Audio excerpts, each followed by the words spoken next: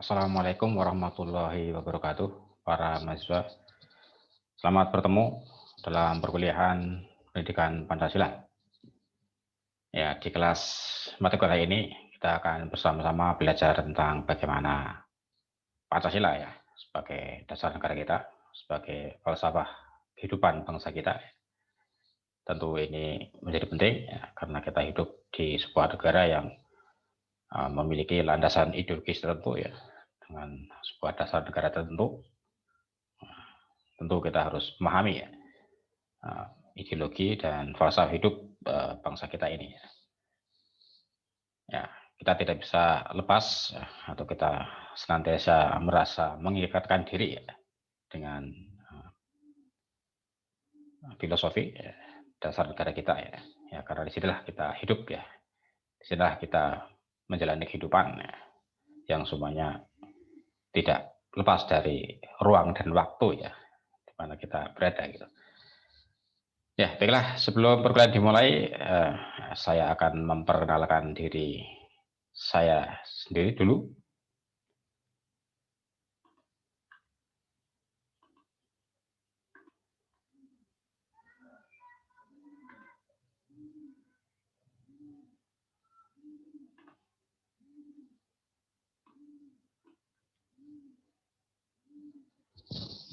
Nah, ini biodata singkat saya ya.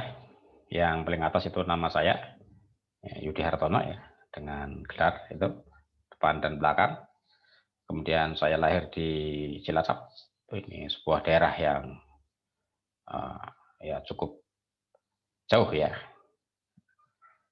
Sebuah daerah di Jawa Tengah, bagian barat, bagian selatan ya, perbatasan dengan Jawa Barat ya ini. Nah, ini asal daerah saya dari sana ya. Nah, kemudian saat ini saya tinggal di Sukoharjo ya, di Jawa Tengah ya. Tepatnya di Puri Deta Indah nomor 5 ya, B5 ya. Kelurahan Gumpang, Kecamatan Kartasura ya. Ini sebelah barat kota Solo ya. Ya, kemudian bawahnya adalah riwayat pendidikan saya. Ya, saya menempuh S1 di Pendidikan Sejarah UNS 11 Maret ya. Lulus tahun 97 ya. Kemudian S2 di Pendidikan Sejarah Universitas Negeri Jakarta, lulus tahun 2003.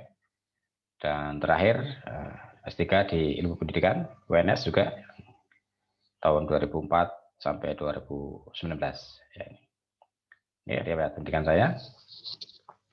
Kemudian saat ini selain sebagai pengajar, saya juga menjadi pemimpin redaksi jurnal ya, jurnal ilmiah yang dimiliki oleh program studi pendidikan sejarah, yaitu jurnal Agacia, jurnal sejarah dan pembelajarannya. Selain itu juga saya diberi tugas sebagai sekretaris program studi pendidikan sejarah ya. Kemudian paling bawah itu adalah nomor HP saya, ya silakan dicatat ya, sekiranya memerlukan komunikasi secara pribadi dengan saya mungkin ya, silakan bisa menghubungi WA saya itu ya, nomor telepon saya.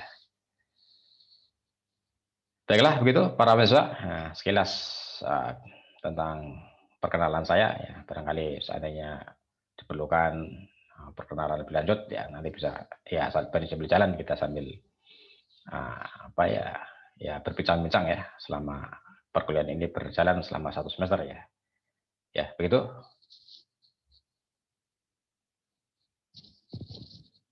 Ya, pada kesempatan pertama ini akan saya sampaikan dulu tentang capaian pembelajarannya ya, atau ya ini merupakan intisari dari silabus ya, silabus dari mata kuliah ini ya. Yang pertama tentang capaian pembelajaran atau sesuatu yang kita harapkan untuk bisa kita capai ya selama mengikuti perkuliahan ini. Nah, dengan mengikuti perkuliahan pendidikan Pancasila, kita diharapkan dapat ya semakin memahami ya konsep-konsep dasar Pancasila sebagai falsafah negara kita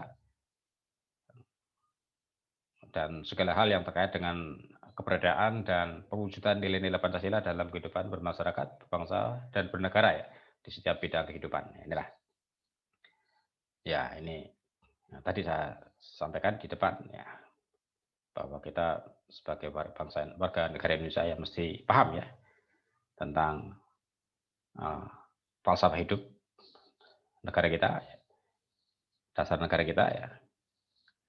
Nah, terus bagaimana kemudian kita mencoba untuk hidup ya dalam bingkai falsafah negara tersebut ya, dengan cara mewujudkan atau mengimplementasikan nilai-nilai Pancasila dalam kehidupan kita sebagai pribadi, ya, sebagai warga masyarakat, ya, sebagai warga bangsa, dan juga sebagai warga negara.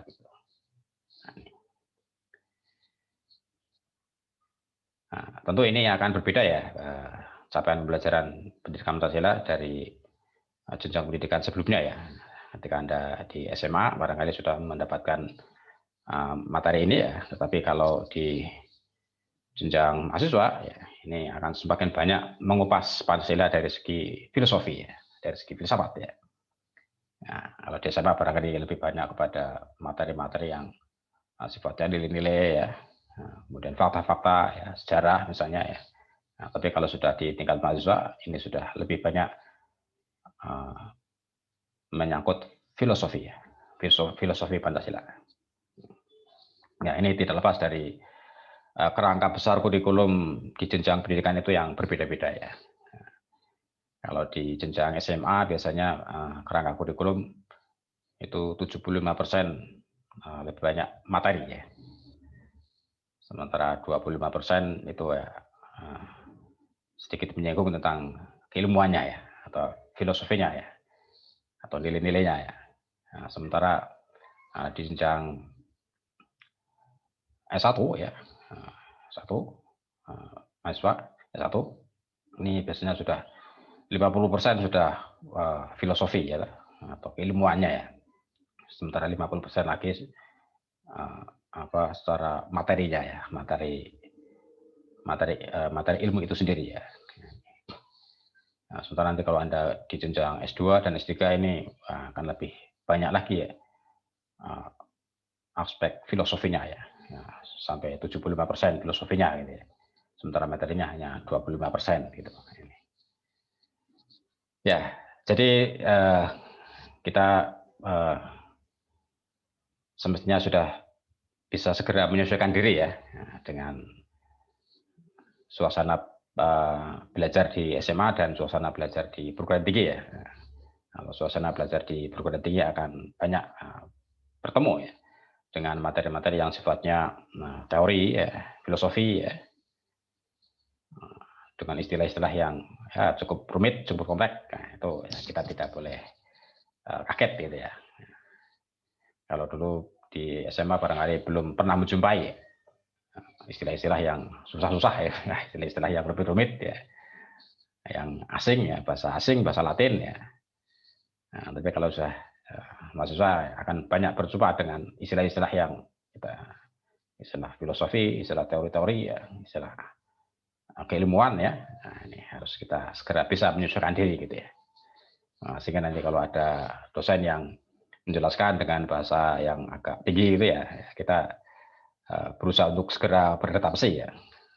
Jangan malah terus wah kok menggunakan bahasa yang susah-susah toh Pak. Wah, ya memang jenjangnya seperti itu ya mahasiswa ya, harus ya segera beradaptasi begitu. Ya baik, itu capaian belajarnya. Kemudian untuk mencapai capaian tadi ya, nanti kita akan membahas berbagai materi ini dalam rangka untuk mendukung capaian pembelajaran tadi, materi pendidikan Pancasila ya. Yang pertama mulai kita dari pengantar ya. Hari ini kita pengantar dulu. Kemudian nanti ada tema Pancasila sebagai dasar negara, Pancasila sebagai ideologi negara, makna simbolik dalam Pancasila. Kemudian Pancasila sebagai sistem filsafat, Pancasila sebagai sistem etika, kemudian pengamalan Pancasila, dan juga bagaimana Pancasila dalam perspektif sejarah ya, sejarah bangsa Indonesia. Nah ini kira-kira gambaran besar materi dari mata kuliah kita ya. Nah, ini beberapa sumber yang dapat kita gunakan, referensi ya. Ya, ini ya cukup aktual ini ya, sumber-sumbernya ya.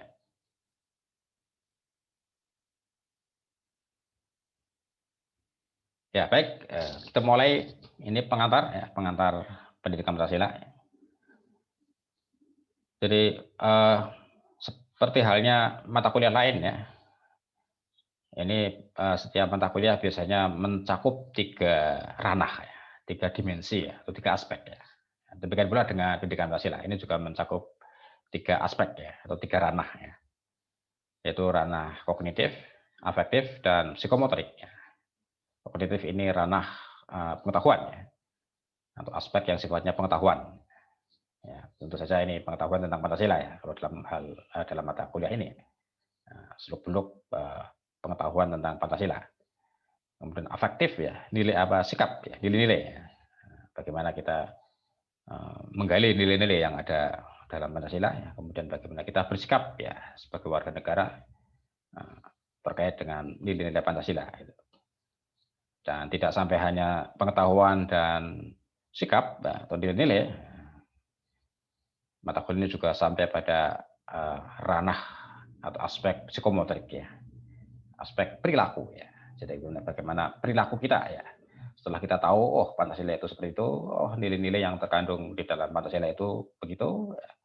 Kemudian bagaimana kita bersikap ya, sebagai warga negara, warga bangsa. Nah, terus ya, itu semua diwujud nyatakan dalam bentuk perilaku, dalam bentuk tindakan. Ya. Nah, itu namanya ranah psikomotorik. Ya. Nah, ketiga aspek ini relevan ya dengan pokok isi kurikulum yang menjadi konsen dari pendidikan di seluruh dunia ya. Pendidikan abad 21 ini ya. Yang juga menekankan pada 3 aspek ini ya. Yang sering diistilahkan dengan ini beberapa istilah ini ya. Ada learning to know. Ya. Ini belajar untuk mengetahui. Ini berarti aspek kognitif ya, pengetahuan ya. Learning to know. Kemudian learning to be. Jadi belajar untuk menjadi. Ini berarti terkait dengan nilai-nilai ya. Bagaimana proses kita menjadi seseorang gitu ya. Jadi kalau di Indonesia ya warga negara Indonesia menjadi warga negara Indonesia ya. Yang di sana tidak lepas dari nilai-nilai ya. Termasuk tidak lepas dari nilai Pancasila ya. Bagaimana menjadi seorang warga negara Indonesia. Kemudian learning to do. Bagaimana mengamalkannya ya. Bagaimana melakukannya, mengamalkannya ya. Dan kemudian learning to live together. Bagaimana belajar hidup bersama. Nah, dalam rangka untuk mengimplementasikan ya pengetahuan, sikap, nilai-nilai ya yang sudah kita pelajari. Nah ini gambaran besar cakupan ya, aspek ya yang akan kita pelajari pada mata kuliah ini.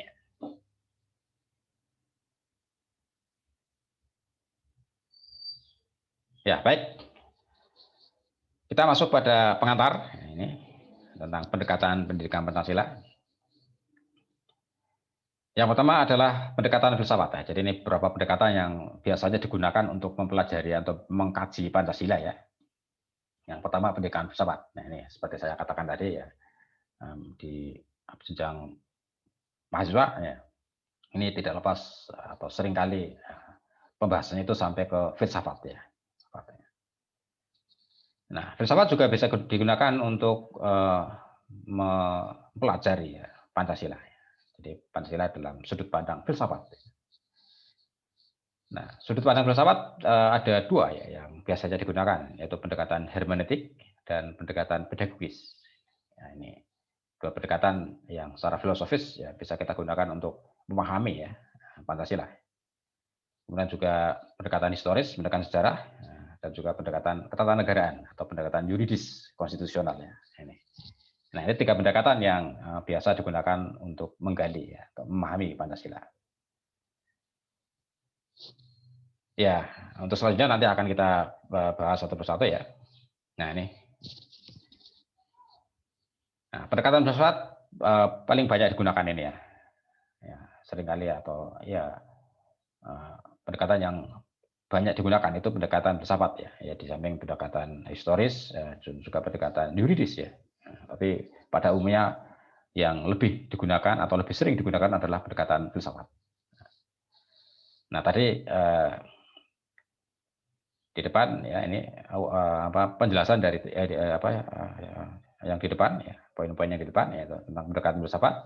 Yang pertama adalah pendekatan pedagogis, pendekatan pendidikan, ya, dari sudut pandang pendidikan. Bagaimana sih Pancasila ditinjau dari filsafat dari aspek pedagogis? Nah, stressing dari atau penekanan dari pendidikan Pancasila dengan pendekatan pedagogis itu adalah pendidikan pada nilai, ya, pendidikan nilai, nilai-nilai. Jadi menggali Pancasila dari sudut nilai-nilainya. Ya, karena pedagogis pendidikan ini banyak, ya, bermuatan nilai. Ya, di samping materi juga nilai-nilai, ya. Ya, bagaimana nilai-nilai yang terkandung dalam Pancasila, ya, dengan berbagai interpretasinya, ya, dengan berbagai tafsir, ya, tafsir terhadap Pancasila, ya, dari para ahli, ya. Nah, kita banyak merujuk pada ahli untuk memahami makna Pancasila, ya, atau interpretasi terhadap Pancasila, ya.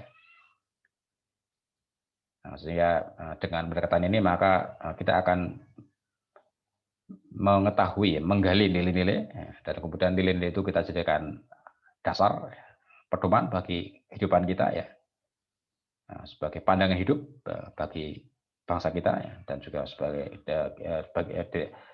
kita sebagai pribadi, gitu, ya. Nah, ini pendekatan pedagogis, ya, pendekatan yang berorientasi pada nilai-nilai, gitu, ya. Nah, nilai-nilai yang terkandung dalam Pancasila dari sila pertama sampai sila kelima, ya, itu apa saja nilai-nilainya, ya. Nah, tentu kita belum berkompeten untuk menafsirkan sendiri, ya, menginterpretasikan sendiri, ya, tentang nilai-nilai Pancasila. Nah, kita merujuk kepada pandangan, ya, dari para ahli, ya, dan juga dari para pendiri bangsa kita, ya, yang dulu sudah menggali nilai-nilai Pancasila ini, ya, bagaimana mereka memahami, memaknai Pancasila, nilai-nilainya apa yang digali. Nah, kita merujuk ke sana, ya. Nah, yang kedua adalah pendekatan hermeneutik. Ya, ini pendekatan dari sisi makna, ya, pemaknaan terhadap Pancasila, ya. Pemaknaan, sehingga dengan kita memaknai Pancasila, ya, itu nanti akan bisa mewujud dalam kehidupan yang praktis, ya. Jadi Pancasila kita maknai secara ilmiah, secara akademik, ya, secara objektif, ya. Nah, sehingga dari situ nanti kita akan punya makna, ya, bisa memaknai Pancasila, ya, dan bisa kita terapkan dalam kehidupan atau dalam tataran praktis, gitu. Ini dua pendekatan yang bisa digunakan dalam menggali Pancasila, memahami Pancasila, ya, pendekatan pedagogis dan pendekatan yuridis, pendekatan hermeneutik, ya.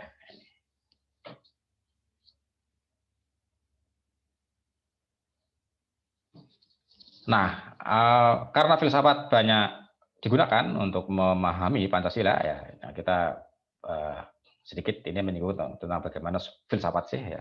Pendekatan filsafat itu yang pendekatannya bagaimana? Ya, kalau secara etimologis, ya, filsafat ini dari kata philo dan sophia, ya. Philo dan sophia, ya.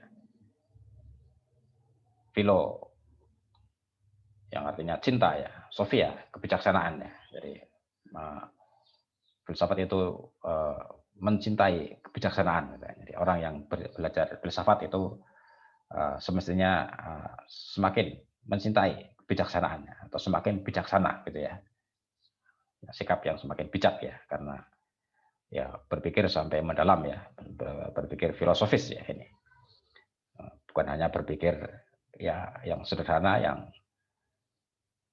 ya, simpel saja, ya, tapi ini sampai mendalam, ya, sehingga akan menjadikan kita semakin bijak, begitu, ya, dengan berpikir filosofis, begitu. Nah, bagaimanakah sih ciri dari pemikiran filsafat, ya, cara atau pendekatan filsafat? Yang pertama rasional, ya, dengan menggunakan akal pemikiran, ya, menggunakan argumen. Jadi secara logis, ya, secara nalar, ya, secara akal, secara pemikiran. Ya. Kemudian bagaimana membangun argumen-argumen, ya, sehingga pemikiran itu bisa diterima oleh akal, ya. Pemikiran itu menjadi rasional, ya. Ini, ya, jadi berpikir filsafat, ya. Jadi bukan berpikir yang di luar jangkauan nalar, gitu, ya. Nah, kalau itu ya berarti sudah pendekatan lain ya, bukan pendekatan filsafat ya, pendekatan di luar nalar gitu ya. Yang kedua adalah kritis ya. Kritis berarti selalu bertanya, selalu mempertanyakannya, tidak puas, selalu tidak puas dengan jawaban yang diperoleh gitu ya.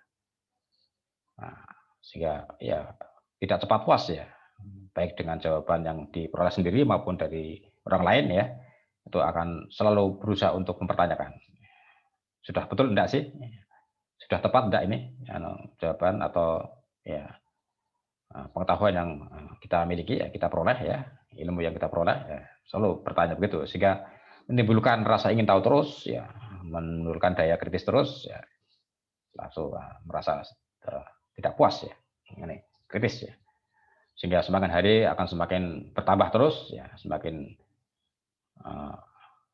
memiliki kekayaan pengetahuan yang semakin banyak ya, karena daya kritis ini, karena pemikiran yang kritis ini. Nah, kemudian sistematis, berpikir logis ya, berpikir runut ya, berpikir sistematis gitu ya, berurutan gitu pemikirannya, tidak loncat-loncat gitu ya. Nah, ada pola yang jelas dalam kerangka pikirnya. Gitu ya. Oke, menggunakan logika atau cara berpikir yang teratur ya. Jadi orang yang sudah belajar filsafat ya, pemikirannya menjadi runut gitu ya, tidak meloncat-loncat ya.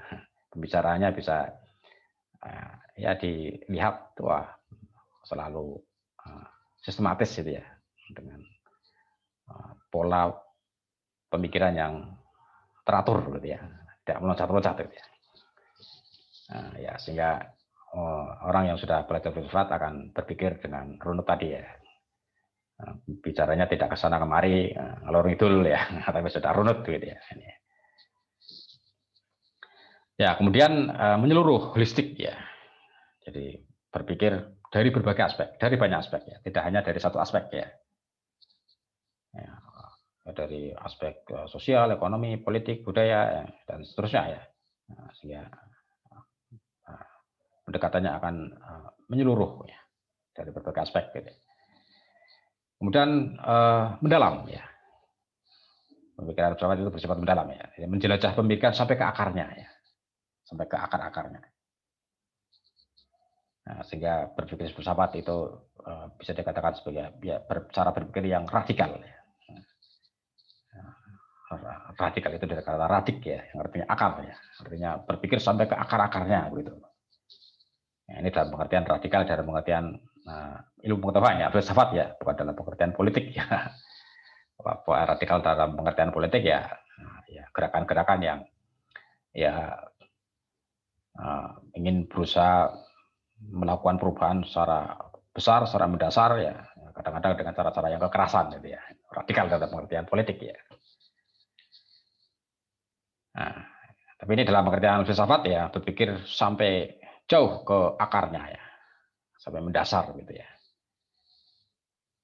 Nah, kalau berpikir Pancasila secara mendasar ya berarti ya kita gali Pancasila ini sampai ke tinjauan filosofisnya ya, sampai ke akar-akarnya ya, sampai ke akar sejarahnya ya, sampai ke akar budaya dan seterusnya. Ya. Kemudian juga normatif ya. Jadi ini bagaimana nanti berpikir itu hasil pemikiran itu tentu tidak akan lepas dari norma ya. Nah, jadi bukan bebas norma, tapi bagaimana keterkaitannya ya dengan norma. Ya, kita bebas berpikir ya, boleh menggali pemikiran tertentu ya, tapi bagaimana pemikiran itu kaitannya dengan norma, relevan enggak dengan norma ya yang kita hargai bersama, kita jadikan pedoman bersama dalam kehidupan bangsa kita. Nah, kalau tidak ya itu ya bisa jadi nanti akan menimbulkan implikasi-implikasi tertentu ya. Ya, jadi cara berpikir yang tetap memperhatikan norma, gitu ya. Norma. Nah ini kira-kira pendekatan filsafat ya. Nah tentu ini karena pendekatan filsafat, pendekatan menggunakan pemikiran ya. Nah, kebenaran filsafat itu kebenaran yang sifatnya tidak mutlak ya, bukan kebenaran mutlak ya, sehingga kebenaran ini akan terus bisa mengalami penguatan-penguatan barangkali ya, penyempurnaan gitu ya. Ya seperti dalam ilmu pengetahuan lah, kan begitu juga ya. Ilmu itu kan juga bukan kebenaran mutlak ya. Bisa berubah dari waktu ke waktu ya. Dan filsafat adalah sumber ilmu ya. Jadi semua ilmu itu bersumber dari filsafat ya. Sehingga sering dikatakan filsafat ini ibu kandungnya ilmu gitu ya. Nah, sehingga ya, karena filsafat pun kebenarannya adalah kebenaran yang tidak mutlak, maka ilmu ya sebagai anak kandung dari filsafat ya itu juga akan mengalami perubahan-perubahan ya atau pembaruan-pembaruan ya atau penyempurnaan gitu ya. Yang seperti kalau dalam ilmu eksakta dulu unsur terkecil adalah atom gitu ya. Tapi kemudian teori itu berkembang ya.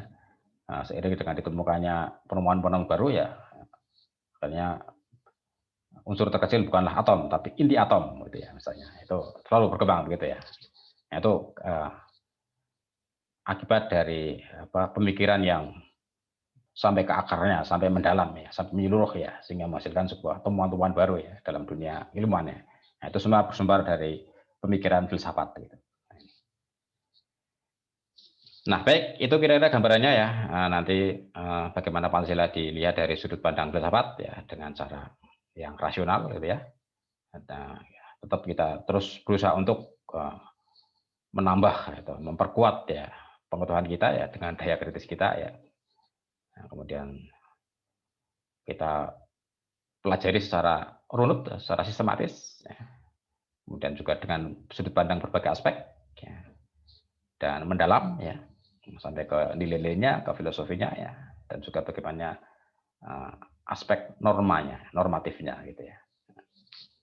Nah, tentu ini karena di filsafat ya kita sebagaimana saya katakan tadi ya, kita merujuk kepada pendapat-pendapat para ahli ya, pendapat para pendiri bangsa ini ya yang sudah berjuang keras menggali nilai-nilai Pancasila ini ya, sehingga disepakati oleh seluruh bangsa Indonesia pada waktu itu ya sampai hari ini gitu ya.